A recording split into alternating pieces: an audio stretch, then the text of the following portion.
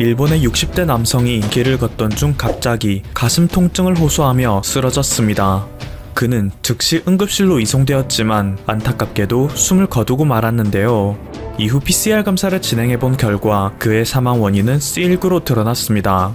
아무렇지도 않게 다니던 사람이 판정자였던 것이 밝혀지며 이제 일본에는 C19가 만연해 있다는 사실을 알 수 있죠. 그런데 여기서 두 번째 놀라운 사실은 이 남성이 쓰러졌던 날짜는 4월 9일이라는 것입니다. 무려 2주가 지나서야 그가 확진자였다는 것이 밝혀진 것인데요. 일본에서는 최근 몇 주간 길거리와 집에서 죽은 채로 발견되어 경찰에서는 단순히 변사자로 분류했던 사람들에 대해 이제서야 진단검사를 하기 시작했기 때문입니다.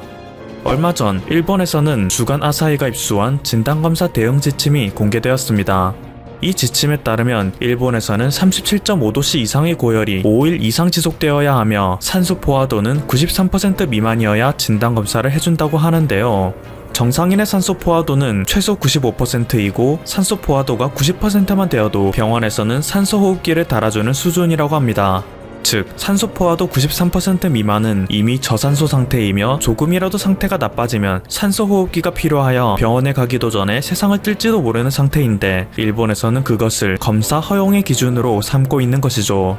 이를 보면 왜 일본에서 검사 거부율이 98%에 육박하는지 이해할 수 있습니다. 한국이 세계적인 방역 모범국으로 떠오르고 있는 지금 선제적 대응이 얼마나 중요한지 모든 국가가 깨닫고 있음에도 일본 혼자서만 그 사실을 모르고 있는 것으로 보이는데요. 오히려 일본 정부는 모든 책임을 자국민에게 떠넘기며 그저 집 밖으로 나오지 말고 사태가 잠잠해질 때까지 국민이 알아서 조심하라는 입장을 유지하고 있죠. 그런데 그것마저 상당히 허술한 가이드라인을 내놓고 있어 일본 국민들은 황당하다는 목소리를 내고 있는데요. 사회적 거리두기는 현재 전 세계에서 이번 사태 해결을 위해 가장 중요한 지침으로 여겨지고 있습니다. 한국에서도 조금씩 사태가 진정되는 기미가 보이긴 하지만 끝까지 방심해서는 안 된다며 사회적 거리두기를 조금씩 연장하고 있는 분위기죠. 또한 일부 판정자는 집에서 함께 지내는 가족들이 자신으로부터 옮지 않도록 집안에서도 사회적 거리두기 실천을 위해 스스로 방에 갇혀 지내는 생활을 하는 모습을 보이기도 했는데요. 일본에서는 이상한 방식으로 가정 내 사회적 거리두기를 장려하고 있어 화제입니다. 이것은 일본의 방송에서 소개한 방식으로 판정자와 함께 거주하는 집에서는 나머지 가족들이 판정자로부터 옮지 않도록 판정자의 얼굴을 피하고 지그재그로 잠을 청하라고 말하는 것이죠. 대체 어디서부터 잘못됐다고 말할지 생각하는 시간도 아까운 방안이 아닐 수 없습니다. 게다가 일본의 아베가 회심의 정책으로 내놓았던 아베노 마스크는 임산부를 대상으로 배부한 마스크로부터 이물질이 발견되어 일본 국민들에게 맹비난을 받기도 했는데요. 일본의 야당과 네티즌들이 이 마스크의 제조 회사를 공개하라 했으나 일본의 정부에서는 지금은 밝힐 수 없다, 다음 달에 공표하겠다 라는 황당한 답변을 했다고 합니다. 여론이 잠잠해지면 그저 묻어가려는 것인지 그 사이에 뭔가 수작을 하려는 것인지 알 수는 없지만 골판지와 마찬가지로 이 역시 아베의 이권과 밀접하게 관련이 되어 있는 것 아니겠냐는 합리적 의심을 제기하는 목소리가 커지고 있습니다. 한편 일본 미에현의 스즈키 지사는 판정자의 집을 향해 돌을 던지고 낙서를 남기는 등 극단적인 이지매가 빈번히 벌어지고 있다며 그것을 행하는 이들에게 제발 행동을 멈춰달라는 호소를 했는데요. 모두가 힘을 합쳐도 모자를 힘든 지금의 시기에 이런 일이 벌어지자 이를 보도한 언론에서는 음습하기 짝이 없는 괴롭힘이라며 가해자를 맹비난하는 태도를 보였죠. 그런데 막상 일본의 다른 언론들을 보면 그들이 누군가를 음습하기 짝이 없다라며 마냥 비난할 수는 없는 처지로 보이는데요. 일본의 로이터에서는 한국의 신규 확진자 수가 한 자릿수로 떨어졌다 라며 세계가 한국의 대응을 본받고 있는 현 상황을 보도했습니다. 그런데 이 기사에 대해 일본의 네티즌들은 요즘 한국을 본받으라는 사람이 증가하고 있는데 스마트폰 GPS가 적극 활용되고 이를 통해 국가가 시민의 행동을 관리하는 것을 본받아란 말인가요? 나는 싫습니다. 한국의 대응이 좋게 평가받는 것은 사실이지만 한국이 싸움에서 이긴 것은 아니야. 지금 승자가 될 수 있는 것은 일본의 시라키 교수야. 아비간을 개발했지. 라며 전 세계가 인정하는 한국을 애써 무시하는 모습을 보입니다. 또한 한국이 일본과 미국 등의 국가에 대해 인도적 지원으로 마스크를 제공할지도 모른다는 기사에 대해서는 은혜를 베풀어 놓고 외교 카드로 쓰려 할 테니 거절하는 게 나아. 마음은 고맙지만 나중 일을 생각하면 사양할게. 요즘에는 집에서 마스크를 만들기도 쉽게 되었으니까 차라리 그렇게 해서 마스크를 구하는 게 나아. 내일부터 샤프가 국내 유통을 시작하고 다른 기업들도 점점 생산해낼 거야. 조금 비싸더라도 일본의 기업에게서 살 거야. 북쪽이든 남쪽이든 한반도와 연관되면 일본은 반드시 피해를 입게 된다고. 한국에 대한 3대 원칙을 명심해야 해. 절대 도와주지 말고 가르쳐주지 말고 상관하지 말자 라며 엉뚱한 소리로 정신 승리를 하는 모습을 확인할 수 있습니다. 한 가지 특이한 기사를 더 소개해드리면 일본의 현대 비즈니스에서는 일본은 진심으로 중국과 북한의 붕괴를 준비해야 한다 라는 기사를 기고하였는데요. 이곳에서는 현재 세계는 에덴 동산의 탈을 쓴 고담시티라고 말하며 곧 붕괴해버릴 중국과 북한이라는 주변 국가를 생각하면 오히려 에덴 동산이라 불려야 할 곳은 일본이기 때문에 일본은 그 국가들의 침략과 맞서 싸워야 한다고 주장하고 있습니다. 그리고 이 기사의 댓글에는 아니요, 중국과 북한과는 이미 거리를 두고 있어요. 일본이 진심으로 대비해야 하는 것은 한국의 경제금융 파탄입니다. 한국에 무슨 일이 생기더라도 도와주지 않겠다 생각하고 있지만 한국의 우호적인 의원들을 계속 감시하는 것을 잊지 말아야 하죠 라며 진정으로 파탄하기 직전인 자국의 상황을 외면하고 한국의 경제 파탄을 걱정하는 모습을 보여줍니다. 하지만 정작 한국은 이번 세계적 위기를 계기로 그동안 세계의 공장이 되었던 중국의 역할마저 빼앗아 다시 한번 제조 강국으로 도약할 것이라는 평가를 받고 있는데 말이죠. 미국 호프스트라드의 장폴 로드리고 교수는 이번 세계적 위기를 계기로 글로벌 경제 지형이 크게 바뀔 거라 예고했는데요. 대부분의 국가가 자급자족이 불가능하여 공급에 큰 어려움을 겪고 있는 현 상황을 반성하여 점점 각종 제품을 국산화하는 움직임이 일어날 거라 말하고 있죠. 특히 그동안 세계의 공장이라 불렸던 중국이나 베트남 등의 국가는 절대로 안정적인 생산 기지가 될 수 없다는 인식이 글로벌 기업들에게 확실히 인지되었다고 하는데요. 반면 대한민국이라는 국가는 투명성과 기술력을 모두 가진 국가라는 것이 판명되어 모두가 국산화 전략을 취하는 앞으로의 세계 속에서도 첨단 제품만큼은 한국을 거점으로 생산해내거나 공급받으려는 글로벌 기업들이 점점 늘어날 것이라 주장했습니다. 지금까지 퍼플튜브였습니다. 여러분의 구독과 좋아요 그리고 알림 설정은 콘텐츠 제작에 큰 힘이 됩니다. 감사합니다. 추천 한번 정중히 부탁드리면서 화면에 3가지 소식 차례차례 차분히 다뤄보도록 하겠습니다. 전기차 이야기부터 한번 들어가 보죠. 중국의 1위하고 2위 배터리 업체죠. 한때는 이 두 업체가 세계 1, 2위를 하는 시대도 있었습니다. CATL 그리고 비아디가 1분기 실적이 박살이 났죠. 이 두 업체가 지금은 LG화학한테 파나소닉이나 한테 완전히 뒤처지고 있지만 CATL 같은 경우에는 압도적인 세계 1위 기업이었어요. 그럼에도 불구하고 이번 여러가지 중국에서의 또 이슈가 있었잖아요. 그런 걸로 인해서 EV 전기차 판매 감소가 이제 결정적으로 이어졌다라고 볼 수가 있고, 그에 중국 정부가 가만히 있진 않았죠. 전기차 보조금도 2년 연장했고 연초는 사실 저조할 수밖에 없었고, 하지만 3월부터 제가 체킹한 바로는 배터리 생산량도 다시 이렇게 급증을 했고요. 그래서 2분기, 3분기로 갈수록 CATL과 비아디가 지금처럼 안 좋은 게 계속 이어질 거다 이렇게 보진 않습니다. 하지만 어쨌든 1분기 때는 순이익이 원래는 1,200억 원, 1,300억 원 정도 됐는데 그러니까 전년이 한 8억 위안으로 말을 할게요. 8억 위안에서 7억 위안으로 떨어졌다. 이렇게 한 20% 정도 감소했다. 이렇게 보시면 편할 것 같고요. 그리고 비아디 같은 경우에는 말할 것도 없습니다. 거의 한 80% 정도 감소한다고 지금 컨센서스가 나오고 있고, 양사 모두 이번 글로벌적인 이슈로 전기차 판매가 줄었고, 보조금 축소 영향과 이 보조금이 연장한다고 중국 정부가 발표를 했지만 그전에는 단계적 축소를 분명히 밟고 있었기 때문에 춘절 영향도 분명히 있었고요. 그런 여러 가지 영향이 겹쳐서 이제 조금 무너졌다 이렇게 볼 수가 있고요. 이 CATL과 비아디의 어떤 악화되는 이런 악화일로를 걷는 실적이, 물론 이제 실적이 바닥까지 왔기 때문에 2분기, 3분기는 저는 일단 기술적으로 반등할 거라고 보고 있습니다.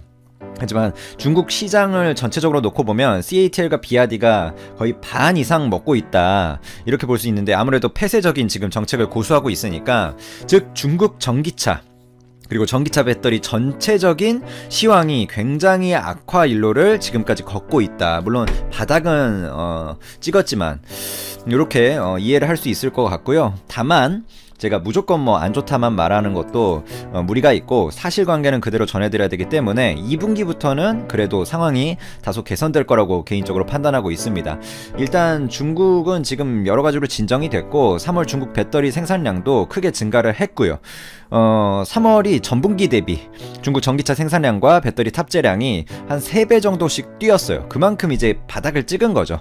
그래서 전기차 배터리 탑재량이 2.77기가와트 아워 정도로 전년 동기 대비는 감소했어요. 그러니까 전체적인 불황은 맞습니다. 중국 전기차 지금 업계나 배터리 업계가. 하지만 전 분기 대비로 본다면 300%가 넘게 상승했다. 3배가 넘게 상승했다.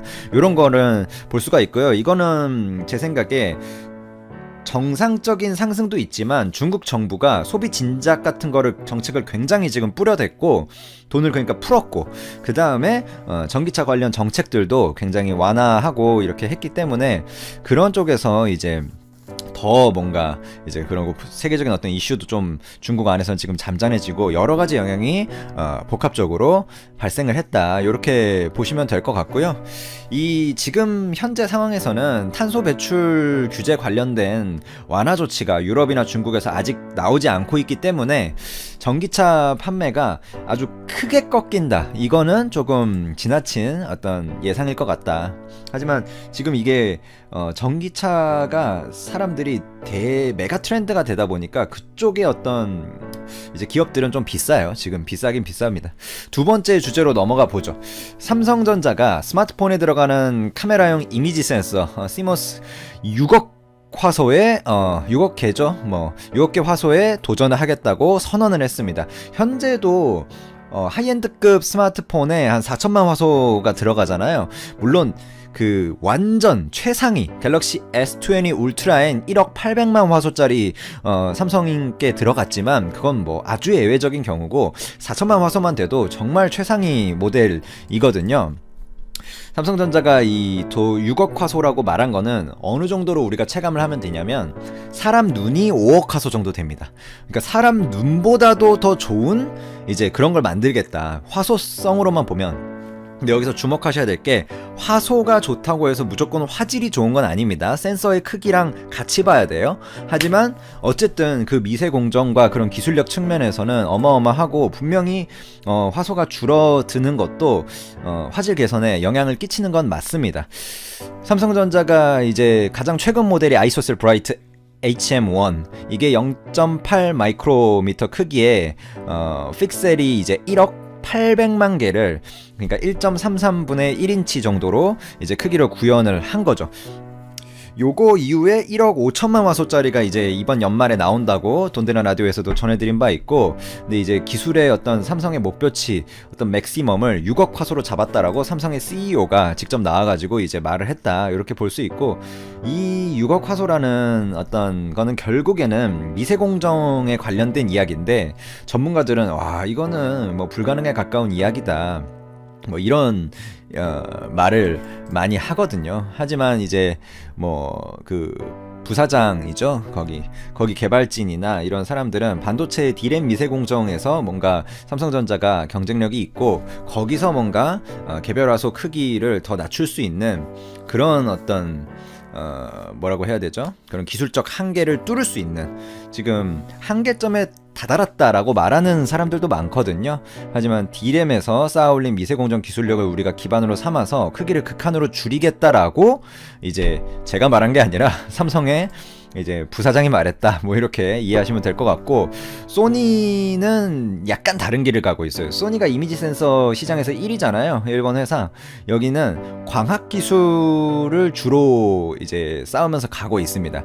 그러니까 사실 삼성 말도 반쯤 맞고 소니 말도 반쯤 맞아요. 그러니까 둘 다 잘하면 짱이죠. 둘 다 잘하면 최고죠. 그러니까 어떤 미세공정 기술도 높아가지고 화소수도 높아지면서 그런 광학적인 면에서도 좋고, 그 다음에 소프트웨어링 그 이미지 어떤 보정하는 그 소프트웨어링 합성 기술이나 뭔가 그런 쪽에서도 뛰어나고, 이런 것들이 결국 결합돼가지고 우리 눈에 딱 이제 보이는 그런 게 되는 거니까. 하지만 소니는 어쨌든 이런 화소수에 연연하지 않겠다라고 매번 말을 하고 있고, 그게 뭐 삼성한테 밀려서 말하는 건지 모르겠지만 한정된 어떤, 지금 소니가 한 6,400만 화소를 양산하고 있죠.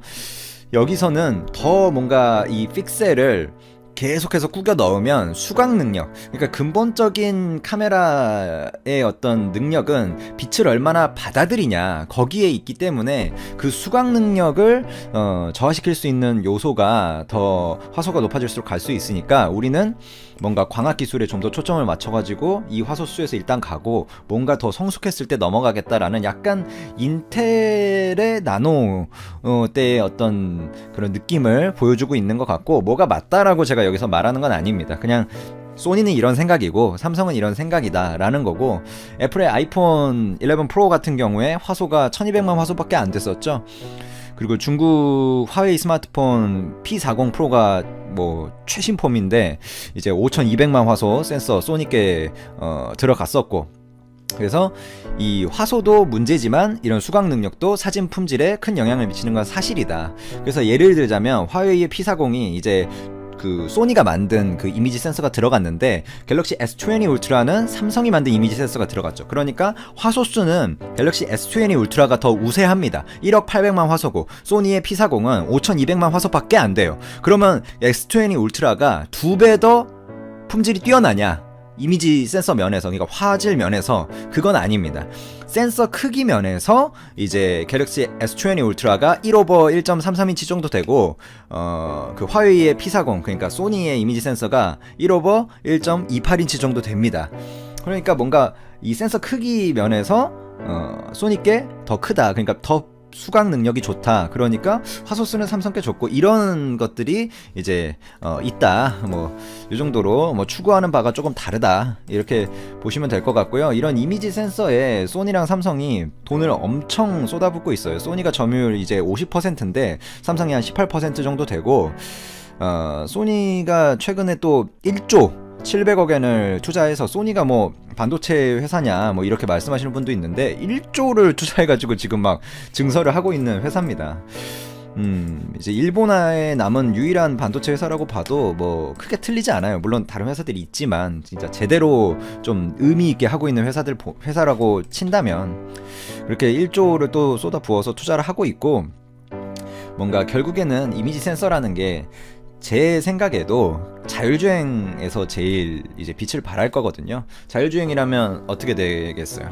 테슬라 그 모델 3 같은 거 한번 타보시면 사방에 센서가 있습니다. 자동차 사방에. 그 센싱 능력이 결국에는 이제 사람이냐 자전거냐 자동차냐 뭐 장애물이냐 갑자기 떨어진 벽돌이냐 이런 것들을 판단해가지고 차가 상황을 판단해야 되잖아요. 도로가 갑자기 달라졌을 수도 있고, 뭔가 신규 어떤 개량을 했는데 뭐 그 예를 들자면 도로공사나 뭐 그런 데서 개량을 했어요. 근데 뭔가 이게 업데이트가 아직 안 됐어요. 그러면 그걸 센싱해가지고 사람이 거기에 다치지 않아야 되잖아요.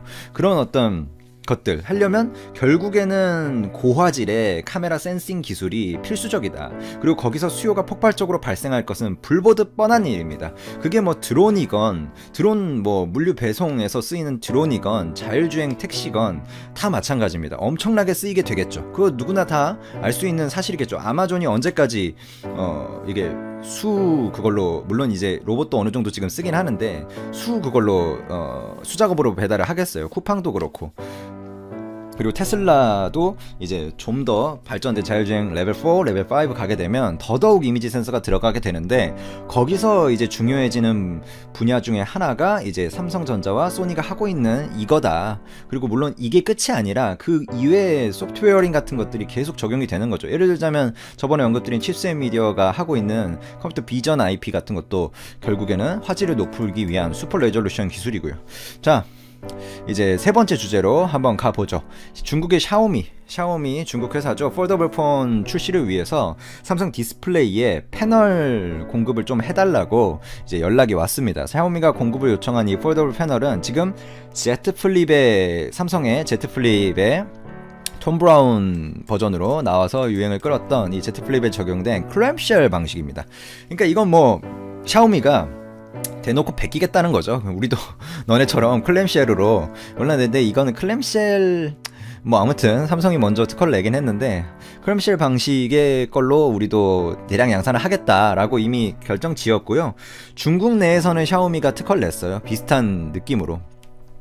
근데 뭐 누가 먼저 했는지는 뭐 누구나 다 알고 있는 사실이죠. 힌지 부품이나 이런 것도 삼성하고 비슷하게 가겠다. 그러니까 사실상 제가 중국 특허청에 Z 플립과 비슷한 폴더블 폰 특허를 이제 샤오미가 출원을 했는데, 그거 한번 보시면 그냥 Z 플립하고 거의 뭐 똑같다 이렇게 보시면 됩니다. 좀 뭐 씁쓸한 부분이지만 뭐 중국 특허청에 특허 출원한 거를 우리가 뭐 어떻게 이렇게 정책적이나 외교 라인으로 하는데 한계가 있는 거는 이제 사실이에요. 물론 이제 샤오미가 왜 BOE나 CSOT, 차이나스타 같은 이런 폴더블 패널을 이제 정용하지 않냐. 물론 이쪽에도 계속 타지는 하고 있습니다. 하지만 이 BOE랑 차이나스타가 모토로라에 들어가는 레이저 폴더블 폰 있잖아요. 좀 향수를 자극한 그 폴더블 패널을 지금 양산을 캐파를 거의 쏟고 있거든요. 그리고 결정적으로 품질 차이가 어마어마하죠. 그리고 샤오미가 할 거면 삼성 디스플레이 지금 폴더블 패널 받아가지고 출시해야지 팔아먹죠. 그리고 LG 디스플레이도 여기에 공급을 하는 거 아니냐라는 이제 얘기들이 나오고 있는데, 사실 LG 디스플레이가 애플한테도 지금 OLED 소형 OLED 패널을 어느 정도 소량이지만 공급하고 있고 더 물량이 늘어나고 있고, 그래서 긍정적인 소량 OLED 쪽에서도 긍정적인 모습을 보여주고 있는데, 사실 이쪽 기술력은 삼성이 최고라는 건 누구나 다 알고 있는 사실이고 시장 점유율이 뭐 90%죠. 90%. BOE나 CSOT나 뭐 LG 디스플레이까지 포함해서 소형 OLED에서는 지금 삼성의 기술력을 따라올 회사는 없습니다. 지금 앞으로 몇 년간 그럴 거고, 이건 국뽕이 아니라 삼성이 전 세계 90%의 지금 소형 OLED 패널 쪽을 지배하고 있고, 폴더블 폰 중에 직접 써보시면, 그러니까 이렇게 행사장에서 체험해보시면 알겠지만 제대로 출시된 건 삼성 거밖에 없습니다. 일단 지금까지는. 앞으로는 또 뭐 더 다른 데서 잘해줄 수도 있겠지만 요 정도로 마무리하겠습니다. 감사합니다.